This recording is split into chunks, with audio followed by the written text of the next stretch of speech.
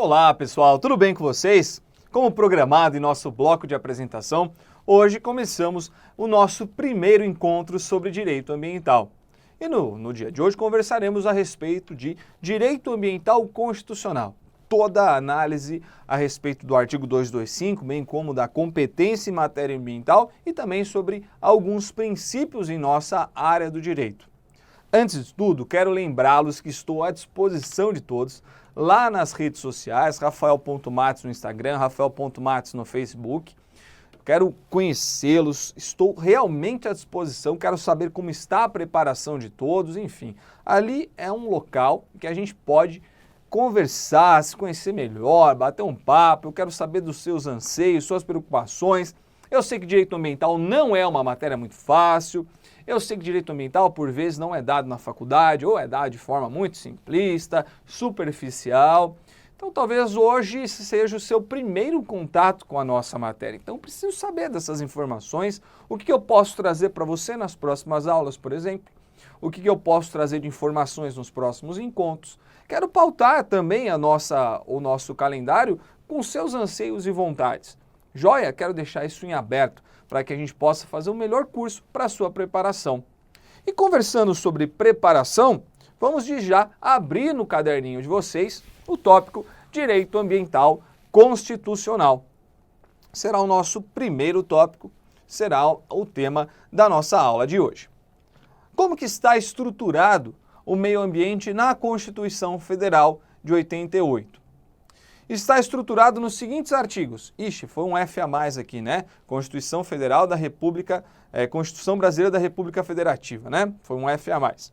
Está estruturado no artigo 225, que é a nossa regra matriz em direito ambiental. Está estruturado também em outros artigos, como o 22, o 24, o 26, o 21, o 23, o 25 e o 30. Todos esses artigos aqui trazem a competência em matéria ambiental. Então, a competência da União, dos estados, do Distrito Federal e dos municípios em relação à proteção ambiental ou mesmo em relação à criação de leis em matéria ambiental. Esses artigos, o 22, 24, 26, 21, 23, 25, 30, estruturam essas regras de competência e também serão objeto de análise da nossa aula de hoje ou das nossas próximas aulas, dada a temática específica para um campo ou outro. Como que está estruturado o nosso artigo 225? Eu faço uma divisão, não é a divisão utilizada pela nossa doutrina, tá? Mas é uma divisão que facilita a percepção do que está estruturado em nosso artigo 225. Se vocês utilizarem, por exemplo, o manual do professor Paulo Sirvinskas, que eu indiquei no nosso bloco de apresentação, vocês perceberão que ele divide, assim como outros autores, divide esse artigo 225 em três partes. O caput, regra matriz, o parágrafo 1º, os deveres do poder público, e os parágrafos 2º em diante, os deveres da coletividade. Eu entendo que essa divisão ela é interessante, só que ela é uma divisão muito ampla, até porque foi incorporado agora, em 2017, há pouco tempo, né, o parágrafo 7º, de modo que precisamos pensar uma outra forma de divisão desse artigo, não mais cabendo aquela divisão estruturada até então.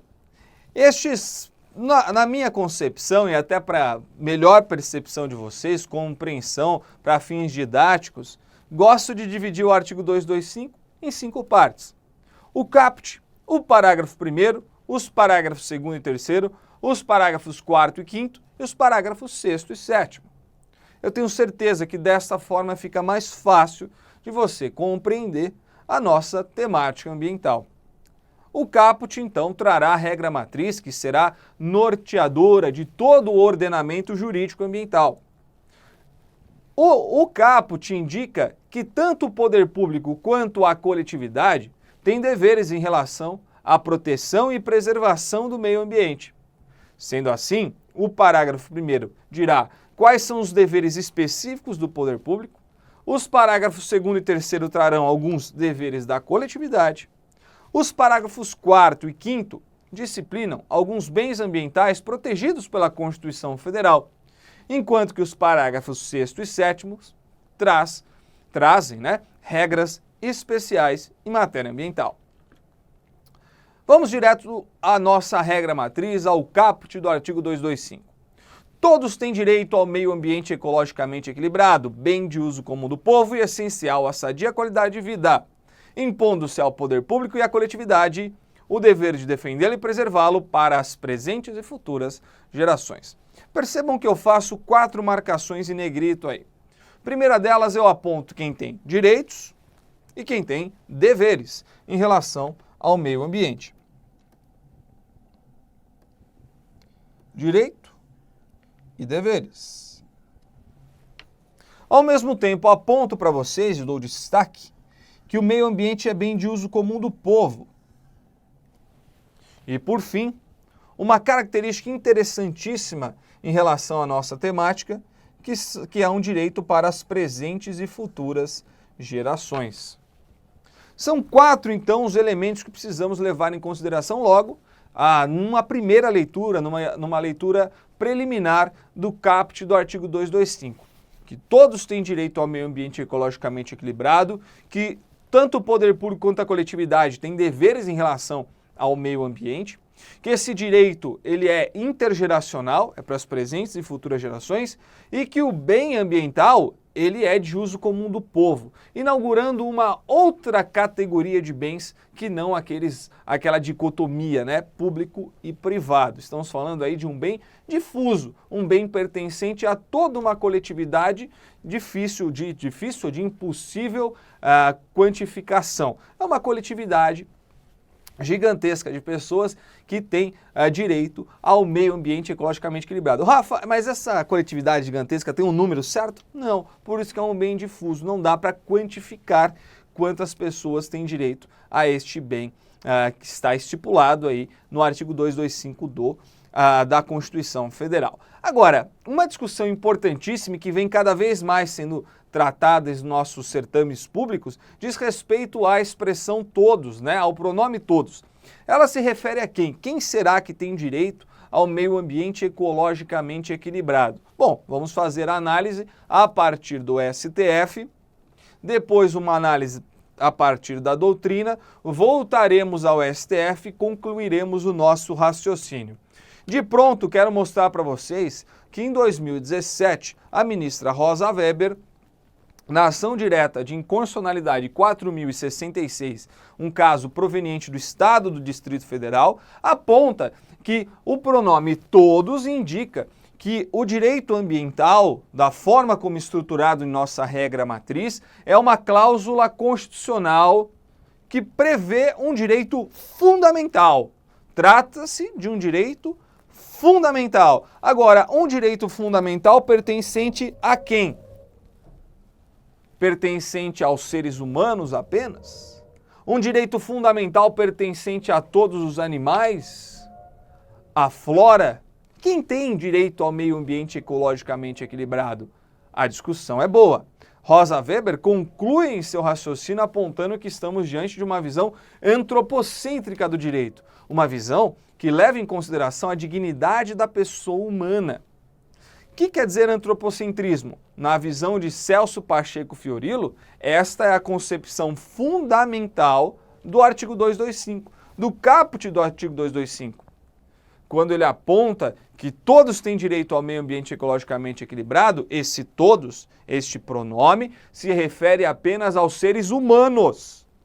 Então, para Celso Antônio Pacheco Fiorillo, o pronome todos inaugura uma concepção antropocêntrica do direito ambiental, ou seja, os seres humanos no centro das relações, no centro das preocupações ambientais. Essa é uma primeira concepção trazida por Celso Pacheco Fiorillo. Além disso, no entender do professor, que é um dos mais importantes na matéria ambiental, a leitura do 225 nos aponta que há um bem difuso, um bem de uso comum do povo, essencial à sadia qualidade de vida. Que a Carta Magna também determina que o poder público e a coletividade têm dever de defendê-lo. e que a defesa e preservação estão vinculadas não só às presentes, como também às futuras gerações. Então, a partir daí, a partir de uma visão antropocêntrica, é que o professor Celso Antônio Pacheco Fiorilo aponta essas 4 concepções fundamentais. Por que eu estou trazendo o entendimento de Celso Antônio Pacheco Fiorilo já neste primeiro momento? Porque a ministra Rosa Weber, para concluir que o caput do artigo 225 inaugura um direito fundamental, ela se embasa no parecer do professor Celso Fiorilo.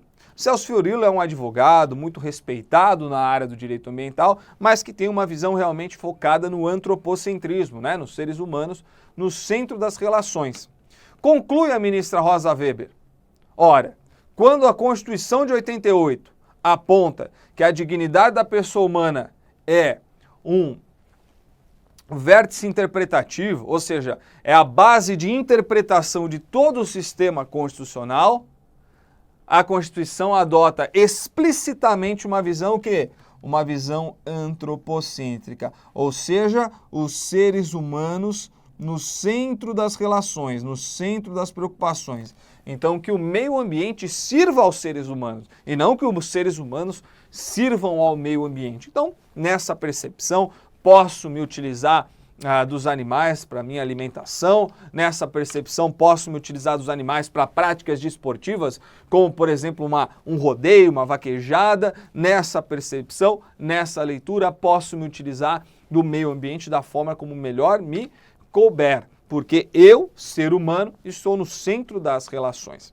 Só que esta análise é muito rasa, muito superficial. Nós não podemos parar por aí, até porque o STF, neste caso em específico, estava analisando o problema à saúde, né, causado por uma substância tóxica que veremos mais adiante, né, que é o amianto, e que para afastar a utilização deste elemento tóxico, se utilizou dessa interpretação antropocêntrica. Isso não quer dizer que o STF reconhece o antropocentrismo de forma ilimitada em todo o texto do artigo 225. Vamos fazer uma melhor análise a respeito do assunto.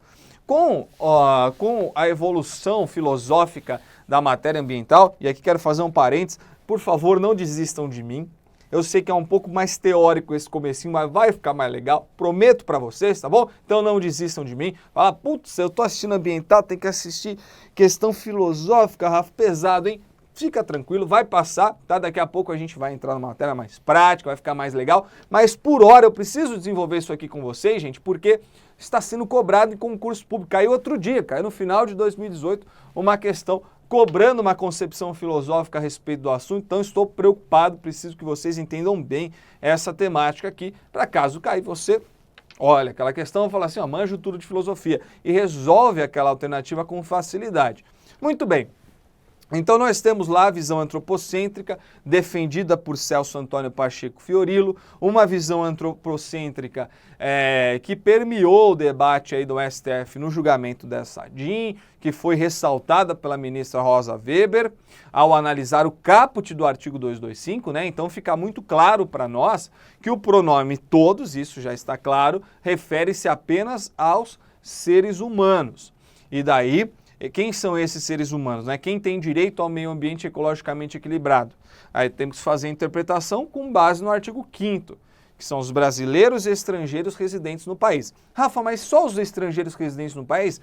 Claro que esse artigo 5º, por sua vez, já ganhou novas interpretações, né, permitindo que não necessariamente esteja residente em nosso país. Claro que vocês já estudaram isso em direito constitucional e sabem que o artigo 5º também teve uma evolução na sua interpretação. Mas de pronto, antes de entrarmos nas visões filosóficas, quero que vocês deixem claro no caderninho de vocês que o pronome todos se refere a seres humanos. E quem tem direito ao meio ambiente ecologicamente equilibrado são os seres humanos. Eu, você, teu coleguinha que está assistindo, todos nós, os professores do curso, todos nós temos direito ao meio ambiente ecologicamente equilibrado. E não é um direito para a fauna, não é um direito para a flora.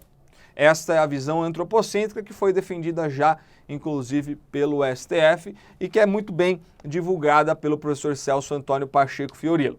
Essa visão é clássica, né? É uma visão já antiga em relação à proteção ambiental. Por muitos anos essa visão permeou o debate, só que esta visão ganhou novos contornos com a evolução doutrinária.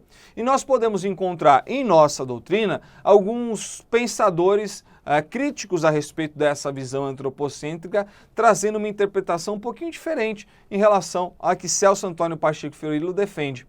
Vejam só, Celso Antônio traz a moralidade ambiental antropocêntrica, né? Os seres humanos no centro das relações. Agora, existem duas outras visões em nossa doutrina. A primeira delas é a moralidade ambiental antropocêntrica equilibrada, e a outra a modalidade ambiental híbrida, né? O chamado antropocentrismo mitigado.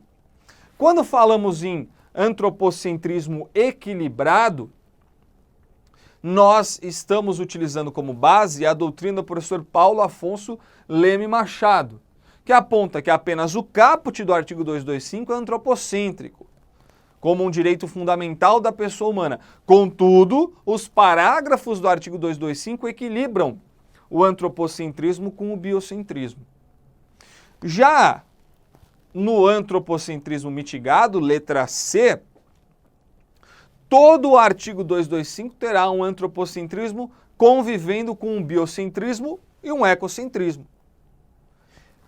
O maior expoente dessa corrente híbrida é o professor Antônio Hermann Benjamin. Não só professor, eu faço essa designação ao Hermann Benjamin como professor, tendo em vista que eu tive aula com ele, mas é o nosso ministro do STJ.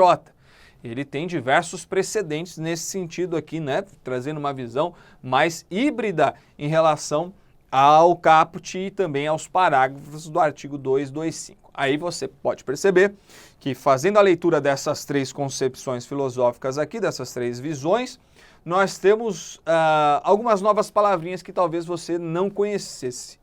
Não conhecia, né? Não conhecia. O professor Eduardo Sabag, que é professor de português e tributário, que está na outra sala, talvez ele visse eu utilizando o verbo na conjugação incorreta, ele entraria aqui na sala e me daria uma bronca.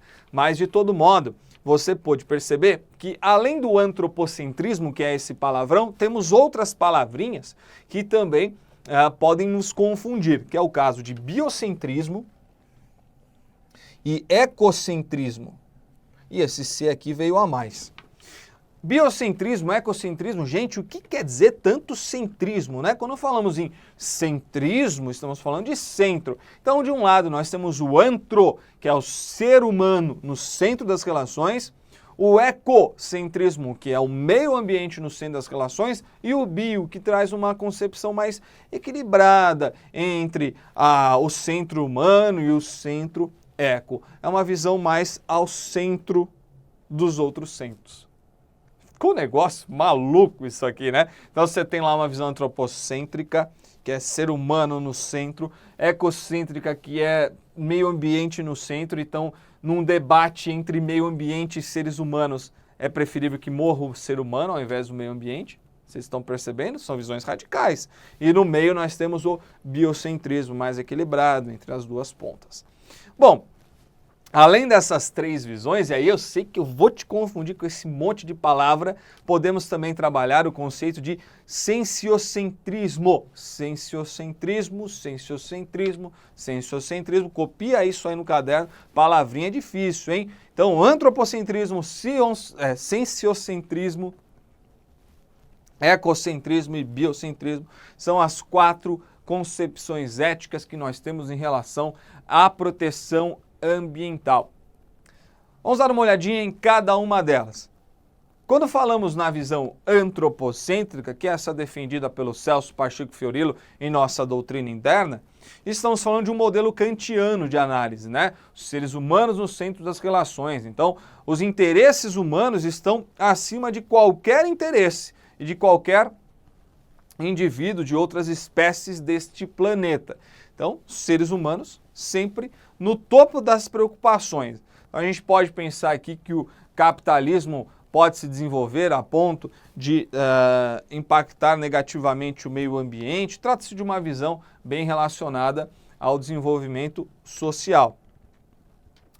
No que tange ao sensiocentrismo, cara, que palavra difícil, sensiocentrismo, o grande expoente é um filósofo australiano, Peter Singer. Este cara, ele entende que todos nós, seres humanos, e todos os outros animais, né, ou qualquer outra espécie natural, sente dor. Então, quem sente dor, sejamos nós, seres humanos, seja a fauna, a flora, é sujeito do direito, será sujeito do direito ambiental. Sentiu dor, deve garantir a essa pessoa ou a este bem, ou essa espécie, né, melhor dizendo, deve-se garantir a ela uma proteção jurídica. Então, na visão do sensiocentrismo, a preocupação está em quem sente dor. E daí, na visão de Peter Singer, se a dor humana merece consideração pelo efeito devastador que tem sobre a existência de quem a sente, o mesmo merece a dor de qualquer animal. A terceira visão, Aldo Leopold, já desde 1949, traz uma percepção ecocêntrica, e é uma percepção muito radical, né? Trata-se de uma percepção que aponta que o meio ambiente, os recursos naturais e os recursos animais devem ter preferência sobre qualquer outro ser. O problema é que ele não resolve o embate, né? Se nós estivermos diante de uma situação em que você precise matar um indivíduo humano ou matar uma espécie animal, como se resolver essa situação, né? Aldo Leopold não resolve esse dilema. E o que se conclui em relação ao ecocentrismo é que o animal teria preferência em relação a um ser humano. Com vistas a uma visão um pouco mais equilibrada, Paul Taylor, em seu livro de 1986, Paul Taylor já foi objeto de questionamento com concurso público para a magistratura, tá? Não para a delegacia, mas para a magistratura, ele estruturou uma ética biocêntrica. E aí se leva em consideração o valor da vida de cada indivíduo. E daí não significa que um terá preferência sobre o outro. Tudo deverá ser analisado sob uma visão ética, não se pensando em interesses comerciais, estéticos, científicos, de qualquer natureza antropocêntrica, não se levando em consideração a visão extremada do ecocentrismo, mas sim um equilíbrio, né, entre os dois polos, aí, os dois pontos de divergência, buscando sempre uma solução ética para o conflito. Apresentadas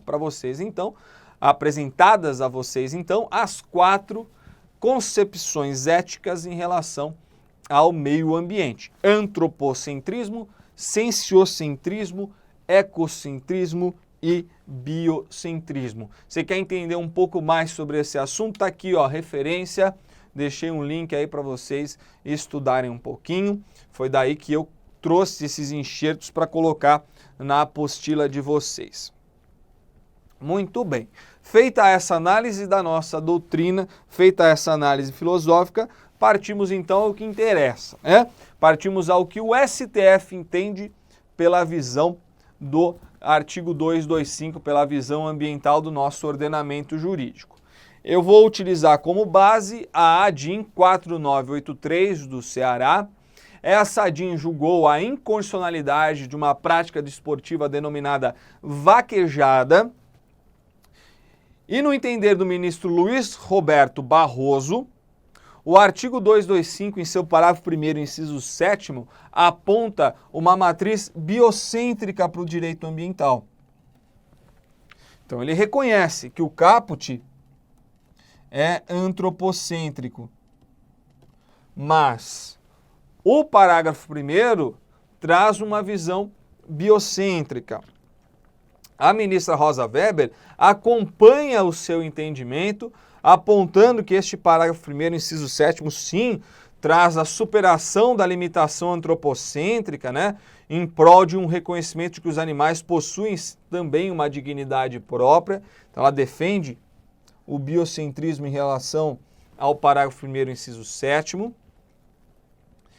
Ela continua, né, apontando que a Constituição garante um valor intrínseco às formas de vidas não humanas.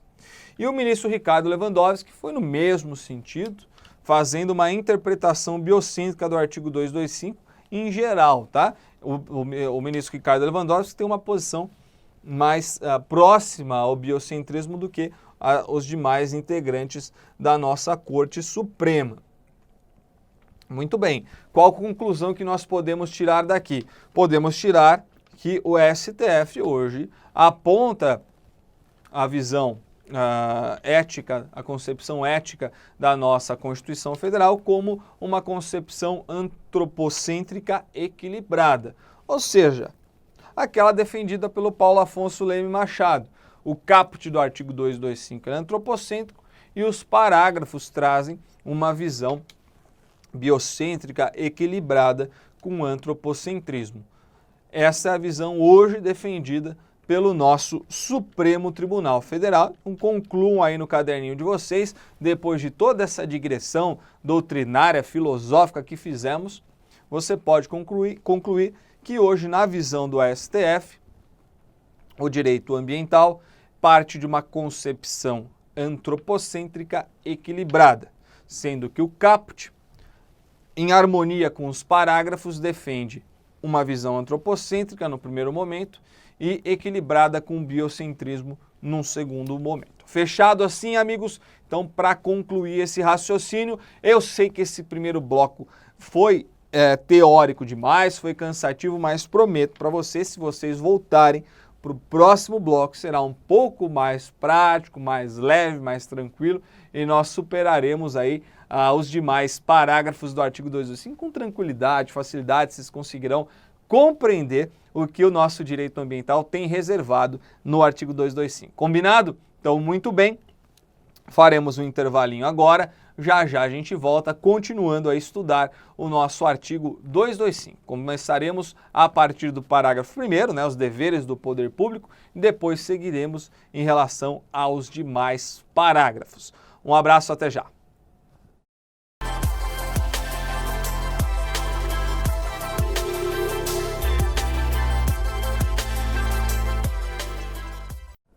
Muito bem, voltamos agora com o nosso segundo bloco e conversaremos a partir de então sobre os parágrafos do artigo 225.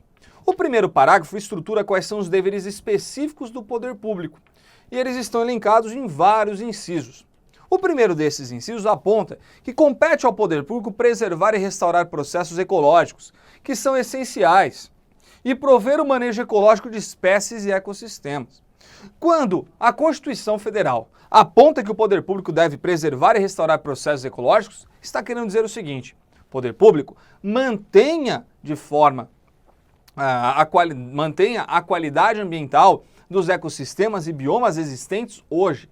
Faça com que a intervenção humana lhe seja mitigada ou que não haja essa intervenção humana. Se houver a necessidade de intervenção, se houver a necessidade de diminuir aquele ecossistema, diminuir aquele bioma, até algum tipo de degradação por conta de um interesse econômico, interesse social, então é necessário que essas espécies sejam manejadas por uma outra localidade.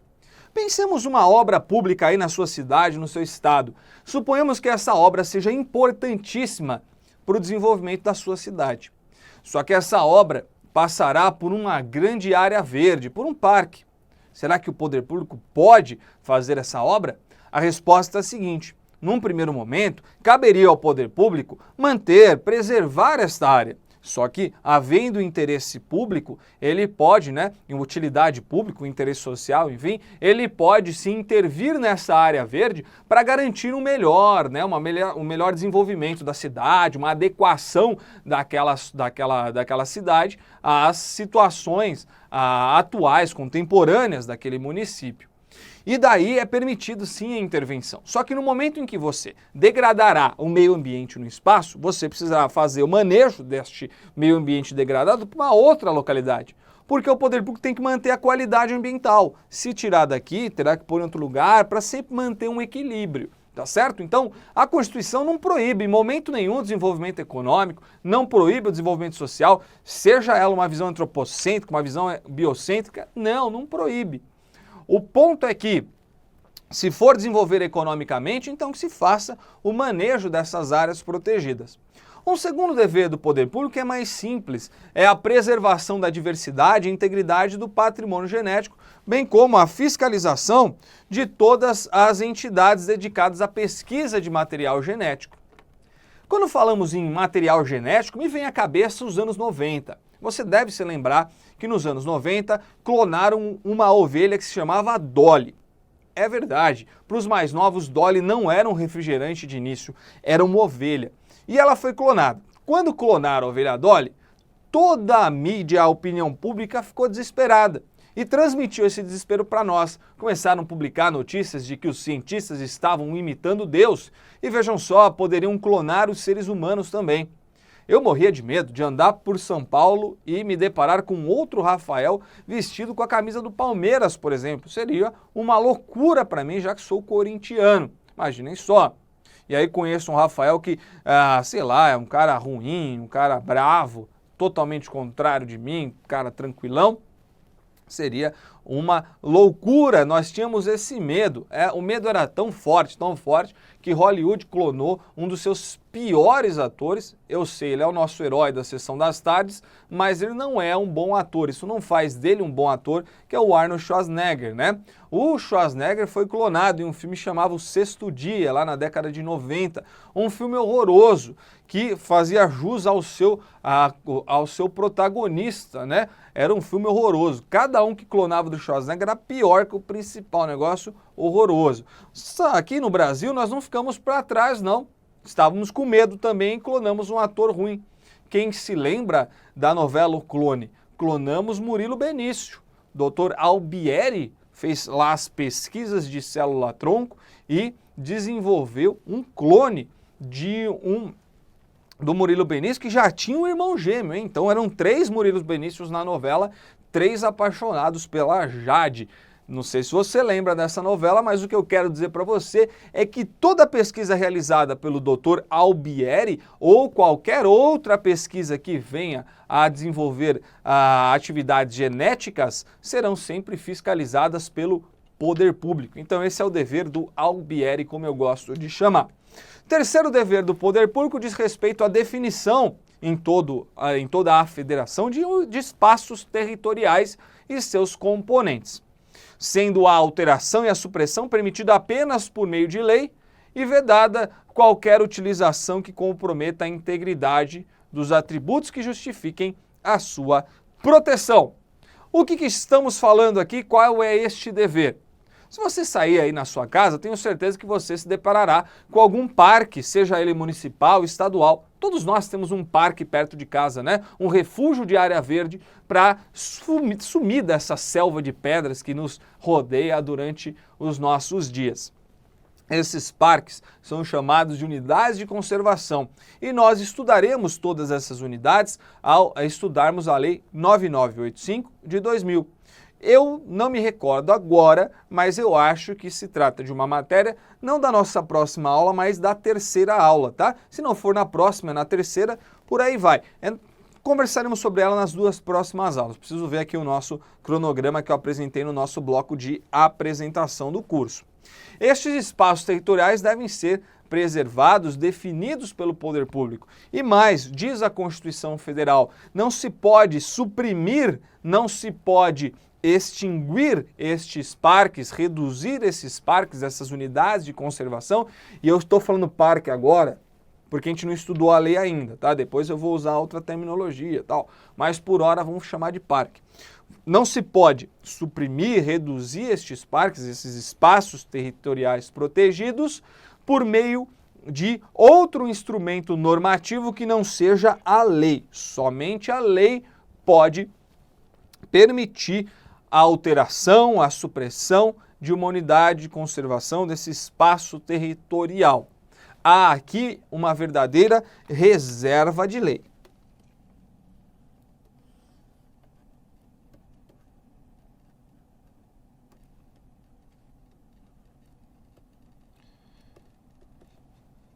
Evidentemente, trabalharemos melhor este conteúdo ao analisarmos as unidades de conservação, lá a Lei 9985 de 2000. Mas de pronto, quero apontar para vocês que essa lei aqui é ordinária, tá? Não se trata de lei complementar. Lei ordinária. Próxima obrigação do poder público, e aí vai aparecer mais um ícone dos anos 90, o craque Neto, o jogador que nos ajudou a alcançar o nosso primeiro título brasileiro. Digo nós, porque eu tenho certeza que todos vocês que estão me assistindo também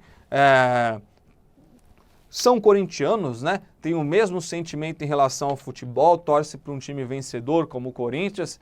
É claro que não estou falando de 2018, mas estou falando de 2019 e 2017 para trás.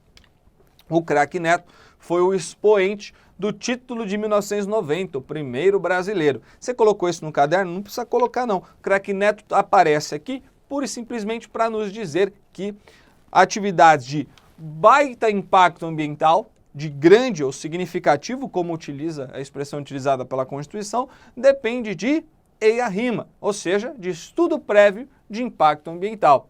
O que é o EIA-RIMA, Rafa? Não é o momento agora. Na nossa aula de número 2, quando estudarmos a Política Nacional de Meio Ambiente, a Lei 6938 de 81, conversaremos a fundo sobre as características, sobre o procedimento, sobre os prazos do EIA-RIMA.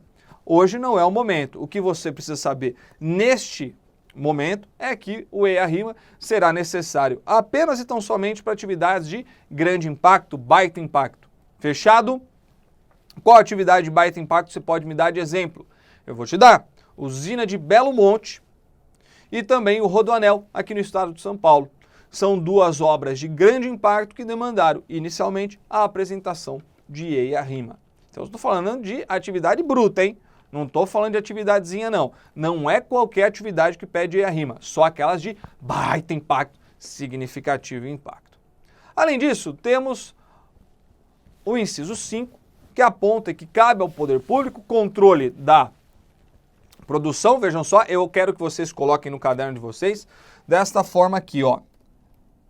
Controle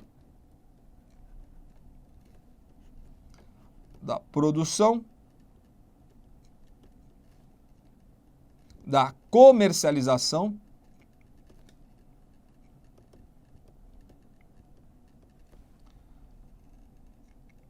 e do emprego.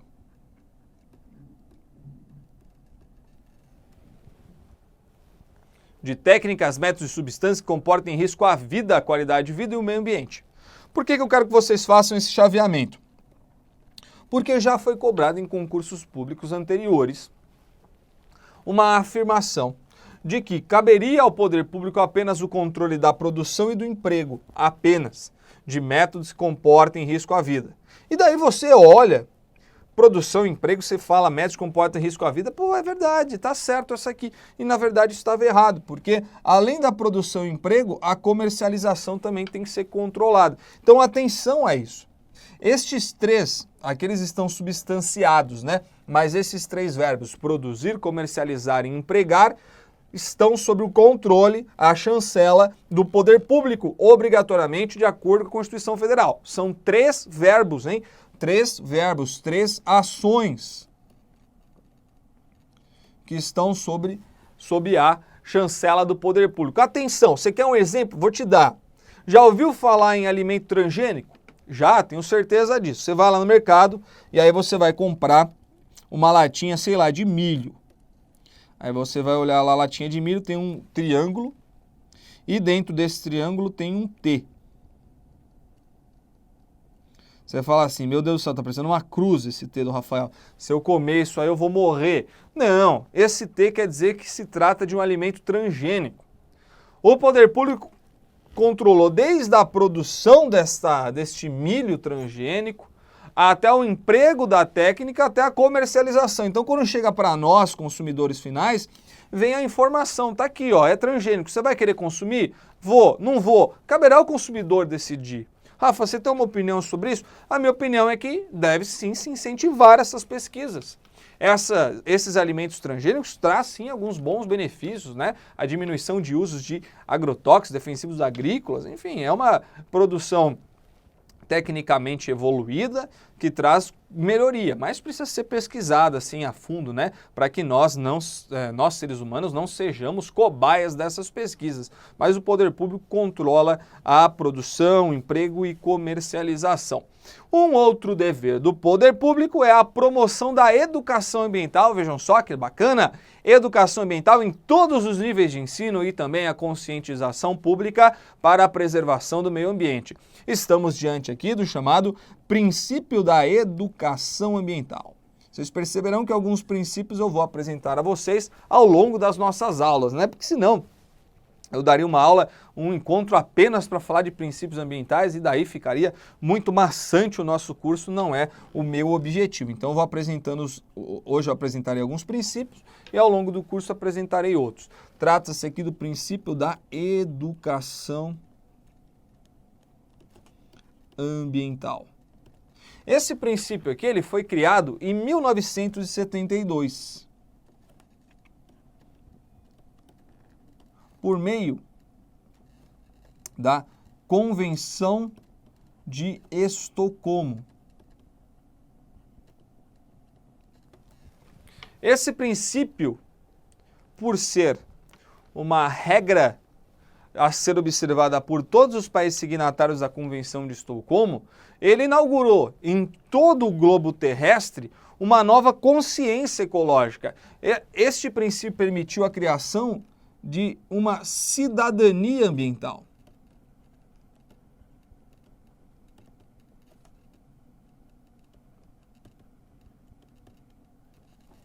Somente por meio de um princípio como esse é que é possível a evolução do nosso direito ambiental, que é possível a evolução na percepção, que é possível vermos novos exemplos de conduta que nós não tínhamos há alguns anos. Quer que eu te dê um exemplo? Vamos lá. Essa garrafinha aqui, por exemplo, ó, que eu estou tomando água. Inclusive já aproveitei, tomei um golinho aqui, porque o tempo está super seco aqui em São Paulo. Vocês sabem como é São Paulo, né? Poluição, negócio complicado.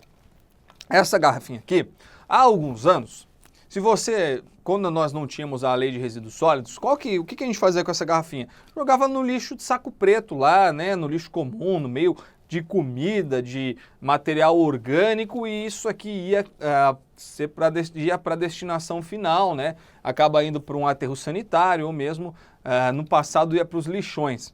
Eu sei que ainda existe lixão no Brasil, já está proibido, mas ainda existe. Hoje em dia, você tem uma preocupação com esse cara aqui. Você olha para ele e fala assim, olha, eu não vou te jogar fora de qualquer jeito. Eu vou pensar um jeito de você ser reutilizado.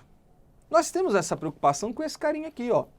E por que a gente tem essa preocupação? Porque um dia, lá na escola, lá no ensino básico, no ensino médio, na faculdade, nós nos deparamos com muitas informações sobre educação ambiental. Nós somos bombardeados por isso pela mídia, somos bombardeados por isso nas propagandas, no marketing, de modo que criou uma consciência na gente aqui. Quando nós éramos mais novos, vocês vão se recordar disso, lá na década de 90, eu sou saudosista. Lá na década de 90 era muito comum alguém jogar lixo do carro, da janela do carro. Percebam como hoje isso diminuiu. Eu vim da minha casa para cá hoje, fiquei reparando. E eu pego uma das avenidas mais cheias de São Paulo, porque eu venho da Zona Leste de São Paulo, pego a chamada Radial. Quem vier para cá já deve ter ouvido falar da Radial Leste, é um horror, é um trânsito do cão. Eu peguei essa avenida hoje, me deparei com milhares de carros e não vi ninguém jogar um papelzinho para fora. Isso quer dizer que ninguém mais polui o meio ambiente? Claro que sim, tem muita gente que ainda faz isso, mas quer dizer que nós temos uma evolução em relação ao que nós tínhamos na década de 90. No passado, se eu fizesse esse mesmo caminho, tenho certeza que eu me depararia com dezenas ou até centenas de pessoas jogando lixo para fora da sua janelinha. Faça esse exercício você também, você vai perceber como as coisas mudaram. Não estou querendo dizer que está perfeito, estou querendo dizer que as coisas melhoraram e foi possível por conta dessa sementinha plantada lá em 72 que hoje surte efeitos aqui. Vou te dar um outro exemplo, por favor, não entendam como uma propaganda, tá? Não se trata de meu cliente, se trata apenas de um case de sucesso que a gente discute em nível de pós-graduação, e depois quero falar de pós com vocês também, tem uma ótima novidade. Se trata de um case muito bacana, eu como consumidor dessa empresa, sou um entusiasta das suas práticas, gosto muito. Se trata da Nespresso, já devem ter ouvido falar, não sei se você compra, se não compra já ouviu falar. Eles fazem aquelas cápsulas de café. Quando você vai na Nespresso comprar a cápsula de café, eles te fazem um cadastro, você só compra mediante cadastro, porque eles sabem o quanto de cápsula está saindo e entrando para você. E depois cabe a você pegar essas cápsulas usadas, colocar num saquinho que eles mesmos te dão, um saquinho Ziploc, você coloca as cápsulas lá dentro, fecha e leva na loja novamente. Tem lá uma grande caixa para você jogar esse saquinho com as cápsulas. Ou seja, você está dando a destinação correta às suas cápsulas de café. A empresa incentiva esse tipo de conduta, o governo incentiva essa empresa a fazer esse tipo de conduta e nós, consumidores, fazemos parte desta grande logística, dessa responsabilidade sobre as nossas embalagens. Isso tudo é possível porque existiu no passado e ainda existe a educação ambiental. E o último dever que está atrelado ao poder público é proteger fauna e flora, vedadas, na forma da lei, as práticas que coloquem em risco sua função ecológica, provoquem a extinção de espécies ou submetam animais à crueldade. Eu quero que vocês percebam que a única vez que a Constituição Federal proibiu alguma coisa em matéria ambiental foi nesse inciso aqui, ó, no inciso 7º. A única vez que ela proibiu. Ela utiliza a expressão vedadas. Quando ela utiliza a expressão, ela está proibindo. Então nós podemos constatar de pronto que o artigo 225 não tem uma visão proibitiva sobre o meio ambiente, sobre o direito ambiental. Não existe essa visão proibitiva. O nosso direito ambiental, ele tem uma visão equilibrada entre o desenvolvimento econômico, social, mas não proibitiva. A única questão que é proibido em nosso ordenamento ambiental é utilizar a fauna e flora de modo a colocar em risco sua função ecológica, provocar a extinção de uma espécie ou colocar animal em situação de crueldade. Só isso é proibido, hein, gente? Muita atenção, porque normalmente vem algumas afirmações no concurso público, você está meio despreparado em direito ambiental, você acha que tudo é proibido em direito ambiental, e não é por aí. O direito ambiental é equilíbrio. É permissibilidade com equilíbrio. Permissibilidade de desenvolvimento econômico, permissibilidade de desenvolvimento social, mas com equilíbrio à proteção ambiental. Não é um desenvolvimento desenfreado, poluente, não. Degradador, não. É um desenvolvimento equilibrado. A única questão proibida em nosso ordenamento ambiental é esta aqui, ó, apontada nesse inciso 7º. Esse inciso 7º, ele é importante porque ele que caracteriza aquela visão equilibrada, do antropocentrismo equilibrado previsto em nos nossos julgados lá do STF. Aqui, tanto o ministro Luiz Barroso, quanto a ministra Rosa Weber, quanto o ministro Ricardo Lewandowski apontaram este inciso aqui como exemplo de biocentrismo em nosso artigo 225. Este artigo aqui também, ele ganhou novos contornos após esse julgamento do STF. Então é importante que vocês saibam disso. Eu não quis falar no bloco anterior para não confundir a sua cabeça, mas eu quero que vocês entendam o seguinte. Após o julgamento daquela ADIM, que nós conversamos no bloco anterior, o Parlamento, o Congresso Nacional, incorporou o parágrafo 7º no artigo 225. Eu vou fazer o seguinte, eu vou dar um segundo para você apertar pause aqui embaixo, abrir o seu Vademecum e dar uma olhadinha agora no seu parágrafo 7º aí do artigo 225. Fez? Muito bem. Já já nós falaremos sobre ele, mas o que eu quero que vocês percebam, ele traz uma exceção a essa regra aqui, a essa proibição. Então, esse caráter biocêntrico que estava tão evidenciado para o Barroso, para a Rosa Weber, para o Ricardo Lewandowski e para a maioria do plenário do STF, já não é tão mais evidenciado assim não, porque o parágrafo 7º relativiza essa regra aqui, tá bom? Então hoje eu não posso afirmar isso porque o STF ainda não fez essa análise, mas hoje, na minha percepção pessoal, como jurista da área ambiental, como um aplicador do direito na área ambiental, na minha percepção, nós voltamos a um antropocentrismo total no artigo 225.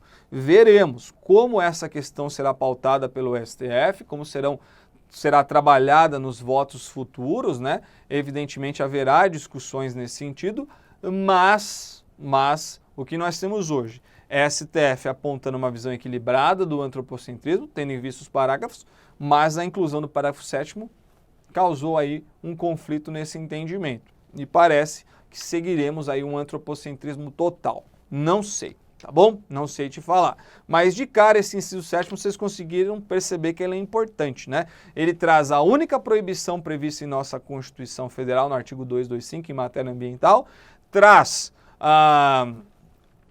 um debate interessantíssimo sobre biocentrismo e antropocentrismo e mais, ganhou novos contornos com o parágrafo 7º. Já eu converso um pouquinho melhor sobre o parágrafo 7º com vocês, porque não é o momento agora, mas eu quero que vocês se recordem no futuro, quando discutirmos o parágrafo 7º, que colocar animais em situação de crueldade é proibido em nosso ordenamento jurídico.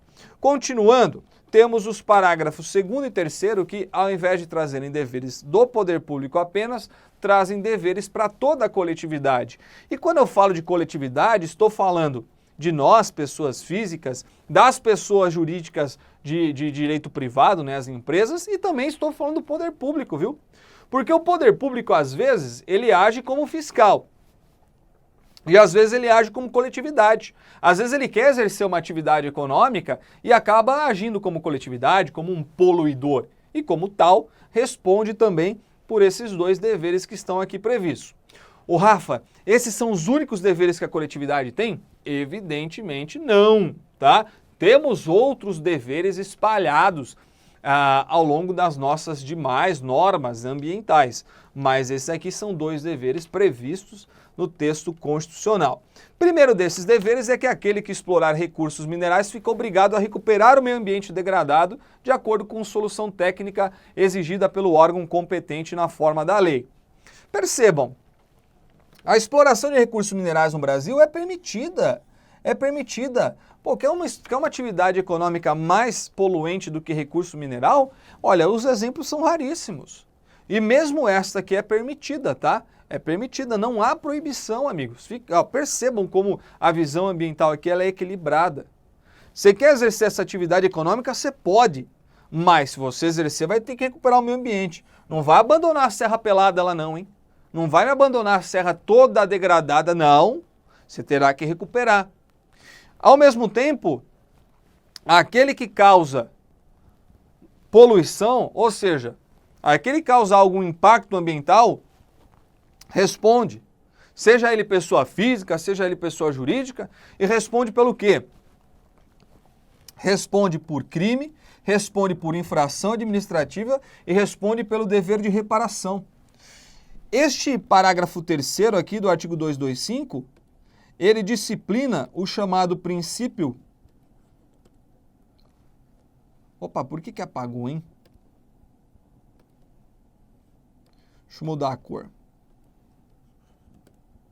Princípio da responsabilidade,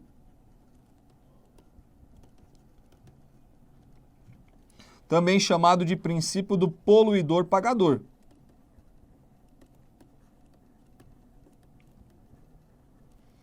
Quem polui responde em 3 esferas. Nas esferas civil, penal e administrativa. Essas 3 esferas são independentes uma das outras. Esse caráter independente foi reforçado no final do ano de 2018 pelo STJ, tá? Ele é reforçado sempre nas sessões. Trata-se de esferas de responsabilidade independentes. De modo que, se uma pessoa firmar um acordo na esfera civil, de acordo com o STJ, firmou um acordo na esfera civil, a civil ficará suspensa. Isso não vai causar o trancamento imediato da ação penal. Não, a ação penal continua tramitando normalmente. Para suspender a penal é necessário fazer um acordo aqui e para suspender a administrativa é necessário fazer um acordo aqui. São esferas independentes. Eu posso ser condenado nas 3 esferas sem que ocorra bis in idem. Não há bis in idem em matéria ambiental, hein, gente? Eu posso ser condenado na civil, penal e administrativa. Posso. não tem bis in idem. O único bis in idem que pode acontecer, evidentemente, né, que é proibido em nosso ordenamento jurídico, é você ser condenado por 2 penas no direito penal, por 2 infrações no direito administrativo. Aí é bis in idem. Você não pode responder pela mesma conduta por 2 crimes, né? Por 2 multas. Não, aí seria um bis in idem. Agora, responder nas 3 esferas, ser condenado nas 3 esferas, isso não induz ao bis in idem, tá certo? Cada esfera é independente, cada esfera pode gerar responsabilidade do infrator. Esse infrator pode ser tanto pessoa física quanto pessoa jurídica. Uma vez um concurso público questionou o seguinte: determinada pessoa recebeu, por um mesmo fato, recebeu uma multa do órgão licenciador estadual e recebeu uma multa do órgão fiscalizador federal. Quem tinha licenciado a atividade econômica era o órgão estadual, só que o federal foi lá e também aplicou uma multa. Então, pelo mesmo fato, ele tinha que responder por uma multa estadual e uma multa federal. Está errado, não pode, é bis in idem. Neste caso, porque dentro de uma mesma esfera de responsabilidade, ele recebeu 2 penalidades, não pode. Agora, ele ser condenado pela mesma conduta na esfera administrativa, na esfera penal e na esfera civil ao mesmo tempo, aí não tem bis in idem, porque são esferas independentes. Deu para entender isso aqui? Muito bem, então. Se ficou claro, terminamos aqui os deveres da coletividade e faremos um intervalo. Já já voltaremos com os bens protegidos pela Constituição Federal. Até lá.